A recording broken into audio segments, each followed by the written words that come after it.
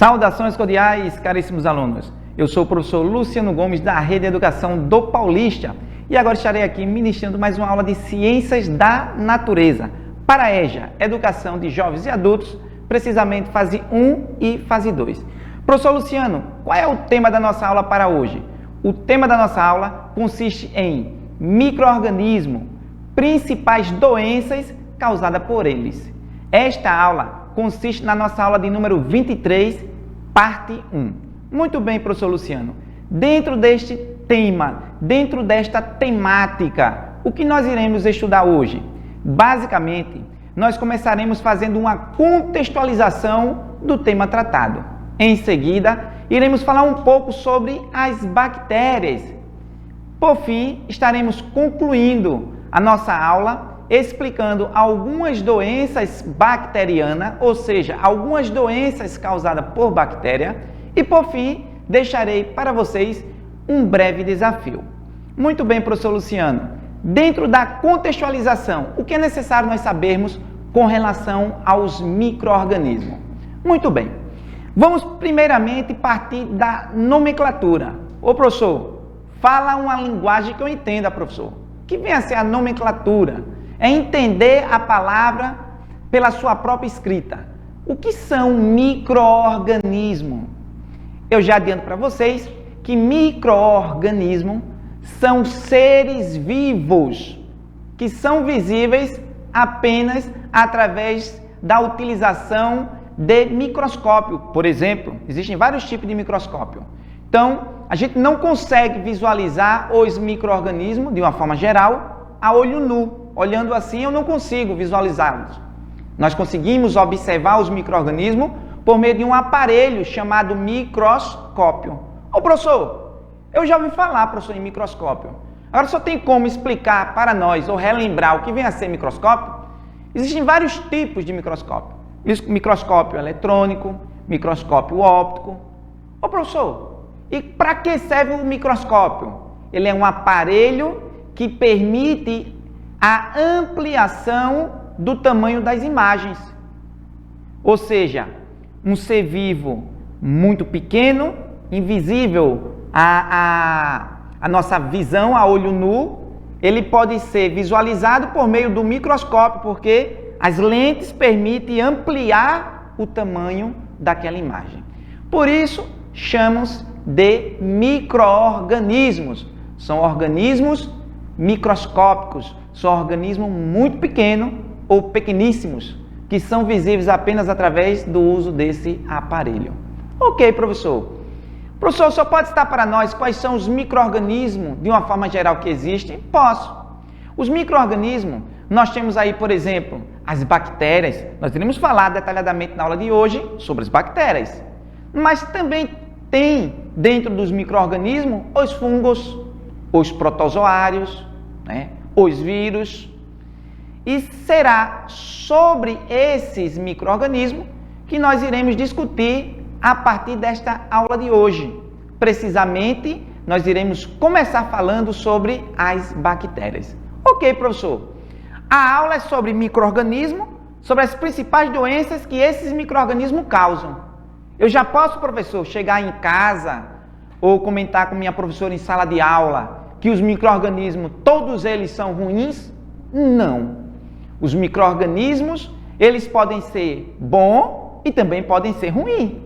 Vai depender do tipo, por exemplo. Muito bem, professor. Então, dentro desta contextualização, quais seriam ou quais são as importâncias dos micro-organismos?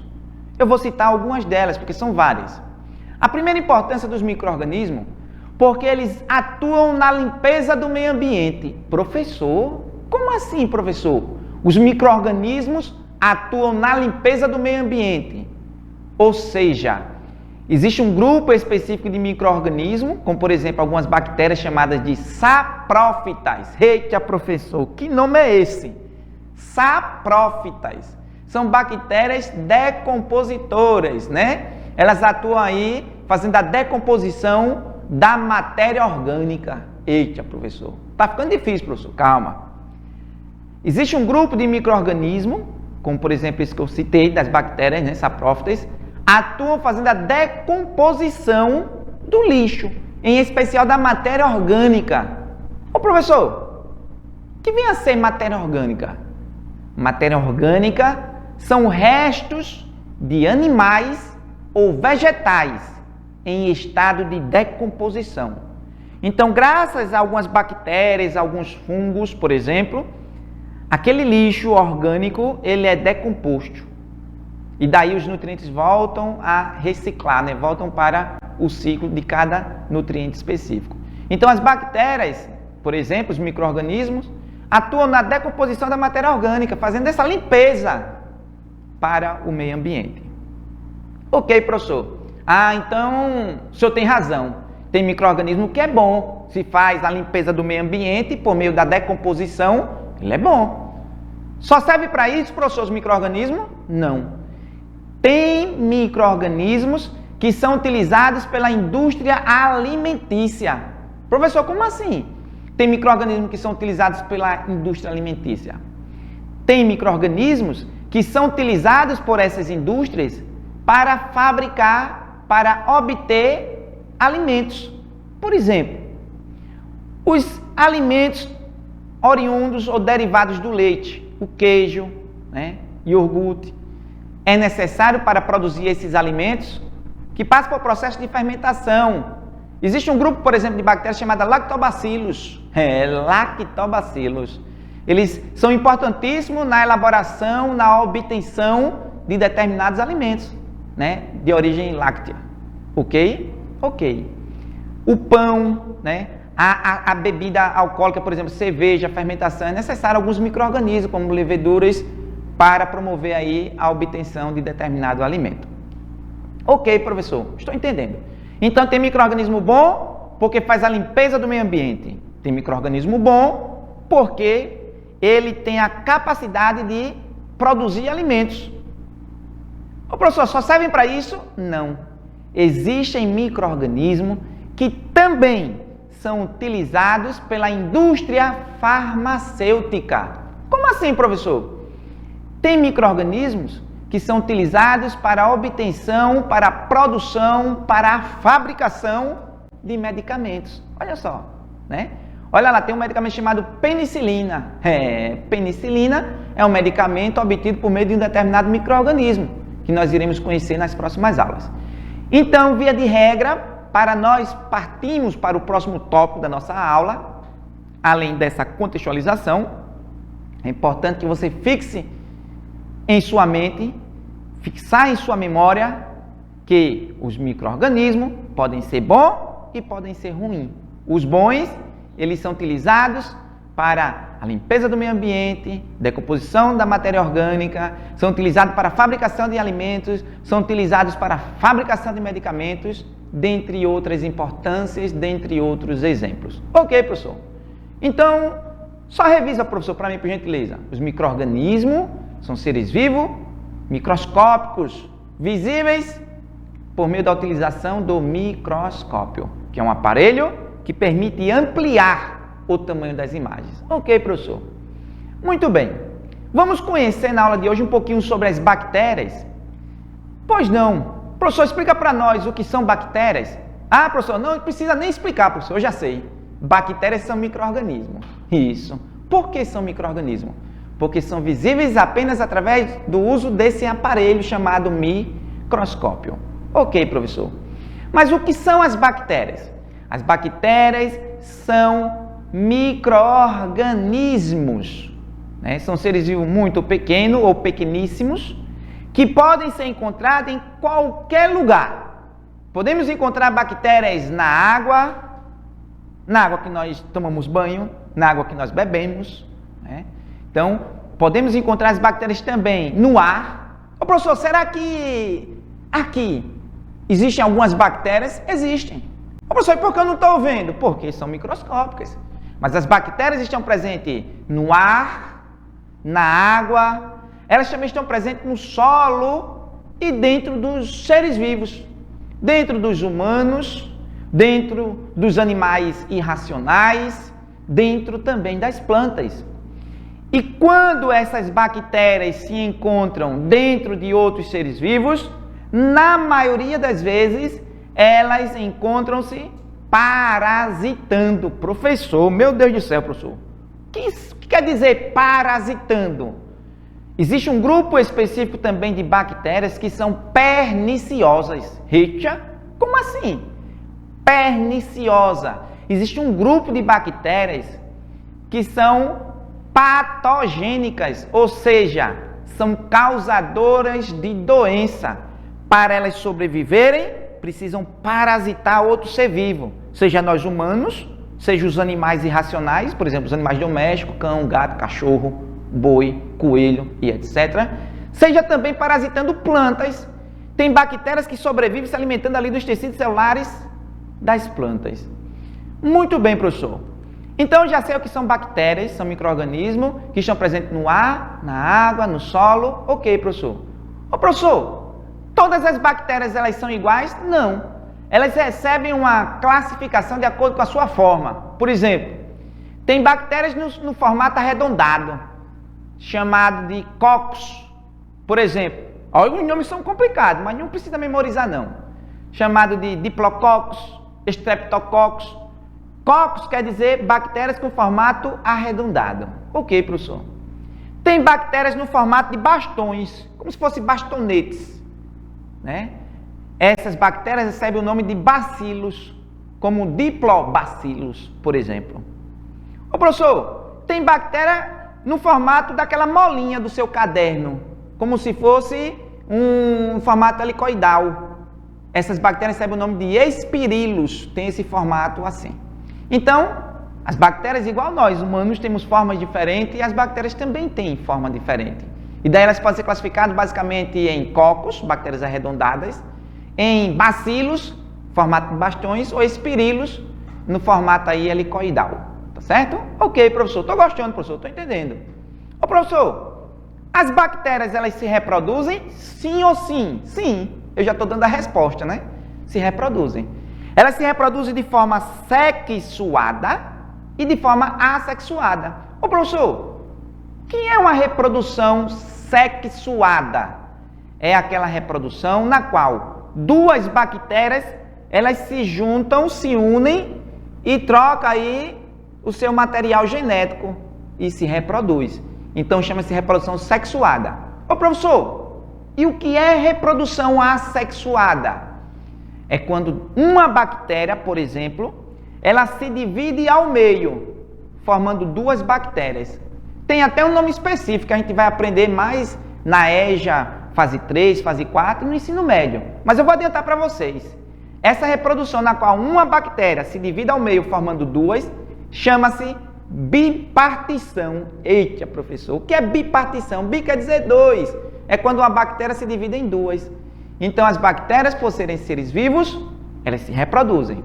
Ou por conjugação, quando uma se junta na outra por meio de pontos citoplasmáticos, ou por bipartição, quando uma bactéria se divide ao meio, formando duas. Bi, dois. Partição, ela se parte em duas. Ok, professor. Professor, o senhor pode falar para nós, por exemplo, quais são as doenças que são causadas por bactéria? Posso, eu já vou adiantar para vocês. As bactérias que não conseguem produzir o seu próprio alimento, elas vão sobreviver ou por meio da decomposição da matéria orgânica, são as saprófitas, ou parasitando outro ser vivo, seja um animal, seja um vegetal. Ok? Quando eu falo animal, racional ou irracional. Ok. Então, fala para nós, professor, alguma dessas doenças causadas por bactéria? Falo sim. Então, vamos lá. Doenças bacterianas. Olha como fica fácil. Professor, o que são doenças bacterianas? São doenças causadas por bactérias. Eita, professor, é chique, né, professor? É. Então, quando eu estiver sendo atacado por alguma doença causada por bactéria, eu posso chegar assim e dizer, mãe, pai, ou falar com seu irmão, com sua irmã, eu estou sendo acometida por uma doença bacteriana. É até bonito, né? Mas não queira não dizer que está sendo acometido por uma doença, né? Está repreendido, né? Vamos lá. Doenças bacterianas. Vamos conhecer algumas delas? Uma comum, a leptospirose. Professor, o que é a leptospirose? É uma doença causada por uma bactéria chamada Leptospira. Professor, quais são os principais sintomas? Febre, dor de cabeça, dores musculares. Professor, tem tratamento? Tem. Como é o tratamento? A utilização de antibióticos. Ok. O professor, o que pode causar aí a leptospirose? Principalmente em épocas de chuva. As inundações devido aí à presença, por exemplo, de rato. A urina do rato pode conter aí a bactéria Leptospira e a pessoa ser acometida por essa doença, ser atacado por essa enfermidade. Antigamente ela recebia o nome de peste bubônica, mas o nome era tão feio que mudaram a nomenclatura e transformaram em febre do rato, porque causa como sintoma a febre. Mas acharam também um nome feio e hoje chama-se leptospirose. Ok, professor. Outra doença, conjuntivite. Conjuntivite, pessoal, só por curiosidade, existem dois tipos, a viral e a bacteriana. Vamos falar da bacteriana. Conjuntivite bacteriana é essa inflamação na nossa conjuntiva, esse vermelhidão com uma certa secreção ocular. Se só for vermelhidão e ardência, é viral, mas com secreção aí ocular é bacteriana. Professor, como tratar? Utilização de colírio antibiótico. É uma doença também comum aí no nosso dia a dia. Ok, tuberculose, outra doença também bastante comum. Antigamente era uma doença de difícil tratamento, ainda é de difícil tratamento, mas a medicina avançou muito e a gente consegue contornar esse problema com uma maior facilidade. Mas a tuberculose é uma doença que atinge aí, por exemplo, os nossos pulmões, causa fadiga como sintoma, causa tosse, febre, emagrecimento. Ô Luciano, e o tratamento é simples? Não, porque a bactéria que causa a tuberculose ela é muito resistente. Dura em média 6 meses de tratamento. E o tratamento, pessoal, ele é bastante delicado. Então, é preciso ter bastante atenção nos primeiros sintomas de tuberculose, que é uma doença causada por bactéria, procurar o médico. Ok? Ok. Por fim, deixarei para vocês agora um breve desafio. E como desafio, a questão diz o seguinte: a água relaciona-se com diversas doenças. Entretanto, não está associada apenas àquelas transmitidas pela ingestão e contato, por exemplo. Doenças transmitidas por vetores que se desenvolvem em ambiente aquático também estão relacionadas com a água.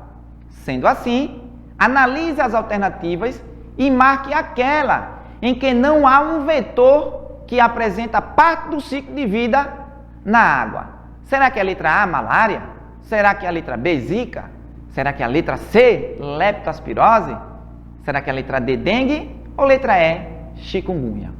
Então fica como desafio para que você possa discutir com o seu professor, com a sua professora em sala de aula e nos enviar a resposta. Ô professor, o senhor pode fazer uma breve revisãozinha antes de concluir? Posso. Na aula de hoje, falamos sobre os micro-organismos. Nós vimos que micro-organismos são seres vivos muito pequenos ou pequeníssimos, que são invisíveis a olho nu e que são observados com a utilização de um aparelho chamado microscópio, que é um aparelho que permite a ampliação do tamanho das imagens. Nós vimos que os micro-organismos, de uma forma geral, podem ser bons e podem ser ruins. Os bons, fabricação de medicamentos, fabricação de alimentos, fabricação de combustíveis, vamos falar mais adiante. São utilizados também como para fazer a decomposição da matéria orgânica, que são restos de animais e vegetais. E na aula de hoje, para nós concluirmos, nós falamos especificamente sobre as bactérias. Nós vimos que as bactérias são micro-organismos que estão presentes no ar, na água, no solo e dentro de outros seres vivos. Nós vimos que as bactérias têm várias formas: arredondada, cocos, forma de bastões, bacilos, forma helicoidal, espirilos, e que elas podem apresentar pontos positivos e pontos negativos. E como ponto negativo, nós vimos que elas são causadoras de doença. As bactérias que sobrevivem em outros seres vivos, se alimentando das células, são chamadas de bactérias patogênicas, perniciosas. bactérias que causam danos à nossa saúde, à saúde das plantas, por exemplo. Ok? Qualquer dúvida, faz um feedback aí com a sua professora e manda para nós que a gente socializa em nossas aulas. No mais, eu gostaria de agradecer a atenção de todos. Valeu, pessoal! Por hoje é só!